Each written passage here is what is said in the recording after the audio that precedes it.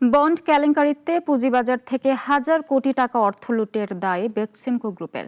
তাই এই কর্ণধার সালমান এফ রহমান, তার ছেলে আহমেদ শায়ান সহ কমিশনের সাবেক চেয়ারম্যান ও কমিশনারকে অবাঞ্ছিত ঘোষণা করেছে নিয়ন্ত্রক সংস্থা।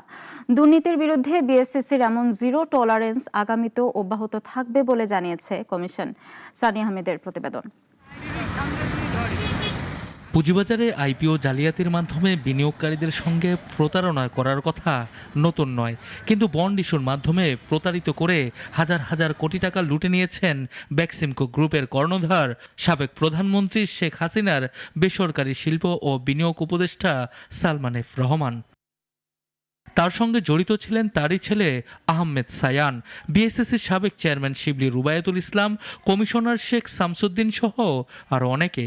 আইএফআইসি ব্যাংকের তৎকালীন চেয়ারম্যান জনাব সালমান ফজলুর রহমান, ওনাকে 100 কোটি টাকা অর্থদণ্ডও করেছে এবং পুঁজিবাজারে আজীবন অবাঞ্ছিত ঘোষণা করেছে। এছাড়া আইএফআইসি ব্যাংকের তৎকালীন ভাইস চেয়ারম্যান আহমেদ শায়ান ফজলুর রহমান, তাকেও 50 কোটি টাকা অর্থদণ্ড এবং পুঁজিবাজারে আজীবন অবাঞ্ছিত ঘোষণা করার সিদ্ধান্ত নেয়। আর একটা হলো তৎকালীন কমিশনের চেয়ারম্যান এবং আমাদের আরেক তৎকালীন কমিশনার ডক্টর শেখ শামসুদ্দিন আহমেদ, এদেরকেও অবাঞ্ছিত করার সিদ্ধান্ত গ্রহণ। গেল 17 বছর পুঁজিবাজারের অনিয়ম দুর্নীতিতে যেখানে সবাই ছিল নিশ্চুপ, সেখানে বর্তমান কমিশন নিচ্ছে জিরো টলারেন্সের ব্যবস্থা। আগামীতে একই ধারায় থাকবে নিয়ন্ত্রণ সংস্থা, জানালেন সংস্থাটির মুখপাত্র।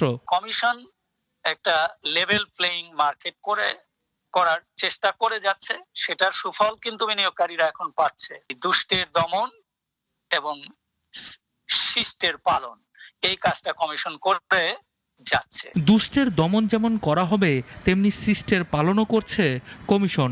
দুর্নীতি করে সামনে আর কেউ যে পার পেয়ে যাবে না, সেটি এখন স্পষ্ট। তবে কোনো অযাচিত হস্তক্ষেপ না করলে পুঁজিবাজার এগিয়ে যাবে অনেক দূর, এমনটাই মনে করছেন বিশেষজ্ঞরা।